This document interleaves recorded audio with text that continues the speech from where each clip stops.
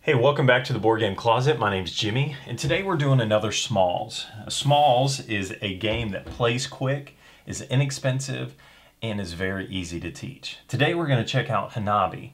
This is put out by R&R Games, plays up to 5 people, and takes roughly 30 minutes. So what is Hanabi all about?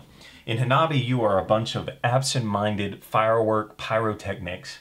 You're getting ready for your best fireworks show of the year, and you have messed everything up. You have the fuses, the fireworks, the explosives, everything is out of order, and you're gonna have to work together as a team to try to get your fireworks back in order because the show's about to start and your family honor is on the line. So Hanabi is a cooperative game, so you're not fighting against each other, but you're trying to work together. So as you take turns going around the board, you're going to be giving your teammates clues on the cards that they have in your hand. The unique thing about Hanabi is that the cards actually face out from you. Typically, when you draw a card in a game, your first reaction is to always look at it. And you're going to have to fight this really hard in Hanabi because you never want to see your cards. The point is not to show yourself your cards, but to show your opponents or your teammates your cards. So in Hanabi, if it's just a 2 or 3 player game, then you're going to draw 5 cards. If it's a 4 and 5 player game, then you draw 4. And so the cards are going to face out from you. So your teammates see what you have, and then they're going to try to give you clues on what cards you have in your hand and what order that you should play them. The way that you play Hanabi is you're going to be trying to get sets of cards that go in sequential order. So you've got red cards, blue cards, I forget all the colors, green cards, and they go in order. So when you play a card, it has to start with a 1 and go up to a 5. There can't be any duplicates, and they have to go in order. So it has to go 1, 2, 3, 4, 5. If you ever play a card out of order or in the wrong place, then this little fuse right here, you lose one of those fuses, and you only get to make 3 mistakes before you lose the game. So every time you play a card in the wrong order or in the wrong place, then you lose a fuse, and you're that much closer to shaming your family. So how does a turn order work? On your turn, you can do one of 3 things. The first thing that you can do is give a clue. So you can tell people what they have in their hand, and the way that you do that is you give them basically half of the information. You're going to look at one of your teammates and you're going to say, you have 3 green cards. And so you actually look, forgive me for cheating here, but let me get a couple other cards so it makes sense. Okay, so I would look at my teammates' cards, and obviously I know what they have, so then I would look at their cards and I'd say, okay, in your hand right now, you've got 2 blue cards. So you can either tell them what numbers they have or what colors they have. So you'd have to look at their hand and you'd actually point and you'd say, okay, you have 2 blue cards. So now that person would have to remember, okay, these 2 cards on the end are blue. Or conversely, what you could tell them is you could look at their hand and you could say, you have 2 number 4s. You have 2 4s. And so you'd point at the cards that they have in their hand and you'd say, you've got 2 4s. So then that person, without looking at their cards, they could sort them in some way that would make sense to them. So they'd say, okay, here's 2 blue cards, and then I know that these are 2 4s, so I'm going to keep them together. As the turns progress, then you're able to continue on, and maybe the next person that comes around on their turn, then they're going to be able to say, okay, you know, you knew that these were 2 blue cards, and then you'd say you have 1 1, and so now you know this is a blue and it's a 1. So on my next turn, when it comes around, I have the option to play this, and I know that this card is going to be a 1 and it's going to be a blue. So that's how that works. So I told you could do one of 3 things. So the first thing that you could do is give a clue.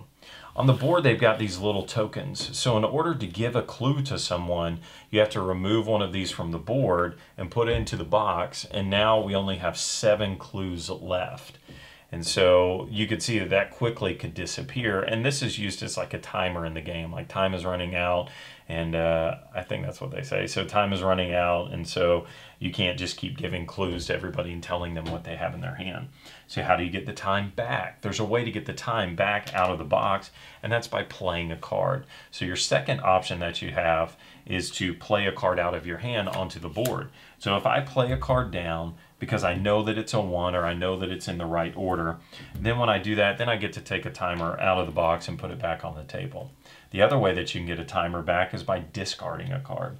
Now, discarding could be good and bad. You could discard a card that you no longer need. Let's say that the 1 blue has already been played, so I don't need that card anymore. If I had another one, I could discard that card, get some time back.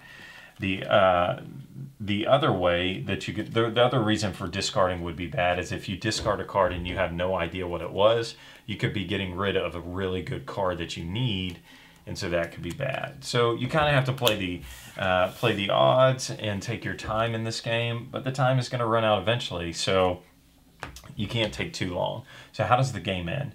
The game ends if you ever get all of the colors in a row with all of the numbers. Is that going to happen? Probably not. So how else could the game end? The game could end if you ever go through all the fuses and then you lose, or if you run through all of the cards. If you go through all the cards and it goes one more round, and at the end of that round, then you get to score your points. And so basically, at this point, you're going to be scoring yourself against a perfect game. So you'll add up the number of cards that you have in each row. So if you have 4 yellows, that'd be 4 points, 3 blue, however many red. You add up that score. There's a little chart in the back of the instruction booklet that tells you how many points you got and how good you are. I think it's like you're amazing, you're, I don't know what the right words are. You are horrible, mediocre, honorable, excellent, amazing, or legendary. And legendary, I think, is if you get a perfect score. So I like this game. It plays really quick. It is extremely aggravating. You will yell at the people across the table from you because like 2 seconds ago, somebody told them what they had in their hand and now they've already forgotten it. But it is amazing how when it goes around the board, you're remembering what other people's cards are that you can clearly see. And then you totally forget what somebody told you like 2 seconds ago. And so it's so crazy how that dynamic works, but it's a memory game. And that's really, if you have a bad memory, don't play this game. You'll hate it.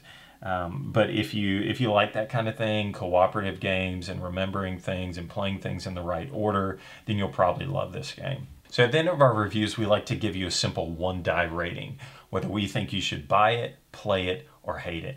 Buy it means that you love this game, you want to go add it to your collection. White means maybe you wouldn't buy it, but you definitely play it. And then red means you don't buy it, you don't play it because you hate it. For Hanabi, this is a SMALLS game, remember, so you can't expect a whole lot out of it, but it's simple, easy to teach, plays pretty quickly. I give this one a green die. It's cheap. I mean, you can go out and get this game, and it's really inexpensive, so I'd say add this to your collection, put it on the shelf, and if you ever want to kind of blow somebody away with something totally different they never thought of, just bring out some cards and say, face them away from you, and now let's play. Like, that's totally crazy. So the concept behind this game is great. I really like it, and I recommend it. That's Hanabi.